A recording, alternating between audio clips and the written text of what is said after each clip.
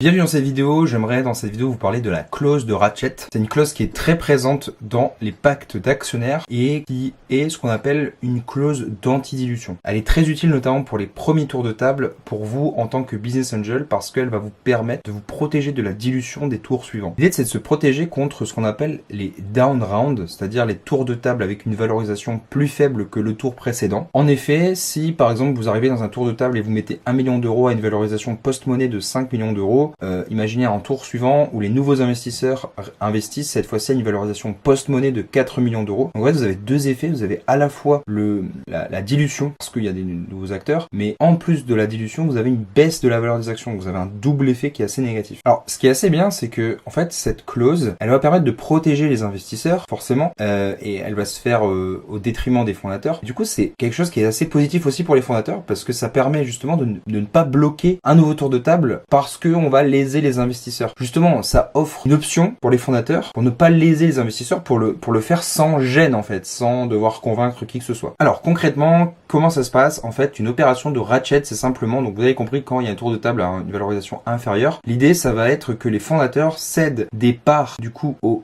anciens investisseurs pour les reluer et pour qu'en fait ils ne soient pas lésés avec cette nouvelle levée de fonds. On part donc d'un exemple, donc l'exemple dont je vous ai cité tout à l'heure. Donc on investit 1 million d'euros, on fait partie en tant que business angel de ce tour de table. Pour simplifier, on va dire que nous on possède 1 million, comme ça c'est simple, on ne fait pas dans le détail en gros combien on a de ce million. On investit 1 million d'euros dans une startup à une valorisation post-monnaie de 5 millions d'euros. On a donc 20% des parts. On va dire que en termes de parts justement, il y a 1 million d'actions et à 5 euros chacune évidemment. Et donc nous on possède 200 000 actions à 5 euros. Demain donc la société choisit d'accepter une levée de fonds avec un nouvel investisseur. Il tombe d'accord sur 1 million d'euros toujours, donc de fonds levés, pour 25% de la société. Donc c'est-à-dire pour une valorisation post-monnaie de 4 millions d'euros et une valorisation pré-monnaie de 3 millions d'euros. Donc la première chose, comme on fait une levée de fonds, on fait une augmentation de capital et donc on doit émettre de nouvelles actions. Donc la première chose à faire, c'est de calculer le montant d'actions qu'il faut émettre. En fait, comme le nouvel actionnaire va posséder 25% de la société, c'est très simple, il faut qu'il possède 25% des actions. Il faut émettre un nombre d'actions qui, rapporté au nouveau montant des actions, donc 1 million plus ce nouveau montant, soit égal à 25%. Donc évidemment, vous pouvez poser l'équation. Moi, je vous donne directement la réponse. C'est donc 333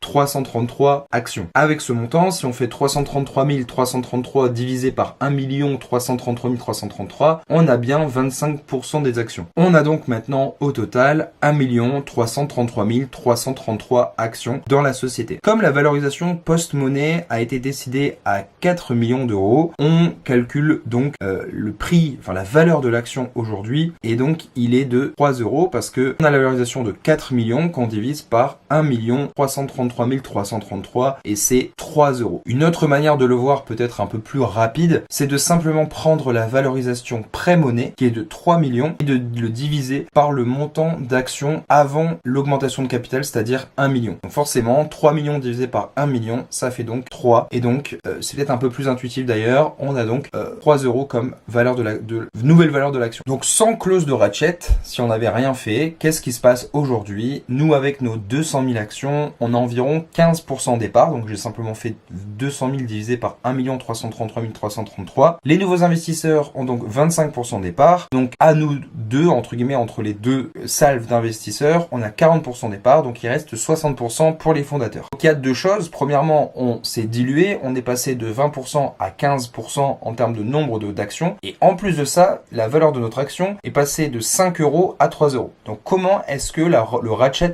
peut nous protéger dans ce cas-là? On a différents types de ratchet qui vont être plus ou moins durs pour nous, pour les fondateurs. En fait, il faut savoir que tout ce que nous on va gagner, c'est les fondateurs qui vont le payer. Quand je dis nous, c'est bien les premiers investisseurs. On a premièrement ce qu'on appelle le full ratchet. L'idée du full ratchet, ça va être de dire, on va regarder combien, si nous en tant qu'investisseurs, on avait investi notre million d'euros au premier tour à la valeur de l'action aujourd'hui, c'est-à-dire 3, combien d'actions on aurait eu. Donc c'est simplement que nous on a investi 1 million d'euros, qu'on va diviser par 3, ça fait donc 333 333. On aurait eu 333 333 actions. Bon, maintenant pour simplifier, je vais dire 333 000, pour simplifier un petit peu, pour aller un peu plus vite. Donc on aurait eu 333 000 actions. Sachant que nous, on a uniquement 200 000 actions. Il faut donc, pour que le delta de ça, c'est donc 133 333 actions. Et donc, pour que le full ratchet marche, il faut donc que les fondateurs nous donnent 133 333 actions. Comment ils vont nous les donner concrètement? Ils vont nous le céder à un prix symbolique, quasiment zéro. Et donc, c'est les fondateurs qui vont prendre toute la charge du ratchet. En fait, on remarque que du coup, maintenant, nous, en tant qu'investisseurs, on a donc 333 000 actions divisées par 1 333 000 actions. On a donc 25%. En fait, on s'est fait reluer parce que la valo a baissé, la valeur des actions a baissé, et donc on s'est fait reluer. Du coup, on a aussi ce qu'on appelle le weighted average ratchet. Là, l'idée ici plutôt, c'est un peu moins protecteur pour les investisseurs de dire qu'on avait 20% à l'issue de la première levée de fonds, qu'on veut s'assurer qu'à l'issue de la deuxième levée de fonds, on a bien 20% des parts. En fait, ce qu'on veut, c'est garder 20% des actions s'il y a 1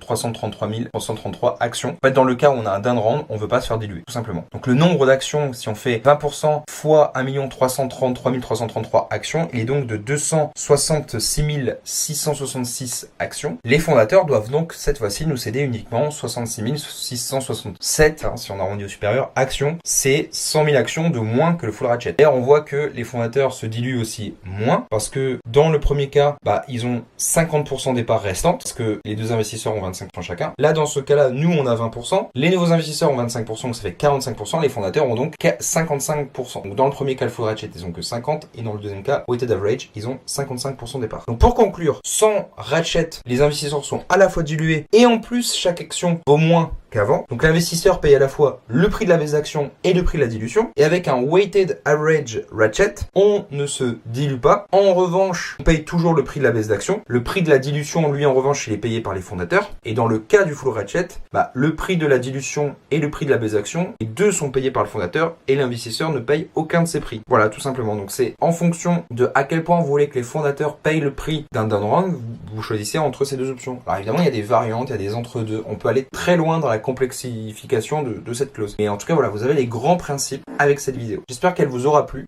Si vous voulez ne jamais faire d'erreur avec ces clauses, vous pouvez rejoindre le badge Business Angel des grandes écoles. Nous, on a l'habitude de fonctionner avec des packs d'actionnaires qu'on a l'habitude d'utiliser avec de nombreuses boîtes. On a un réseau de Business Angel, on a l'habitude de faire des deals, de négocier des packs d'actionnaires. Donc si vous voulez ne pas faire d'erreur, vous pouvez rejoindre badge. En tout cas, vous avez le lien du site dans la description et vous pouvez me contacter directement. Je suis délégué général de badge et donc vous pouvez me poser toutes vos questions si vous avez des questions sur badge et je me ferai un plaisir d'y répondre et potentiellement vous voir lors de notre prochaine réunion. Voilà, j'espère que cette vidéo vous aura plu. À la prochaine.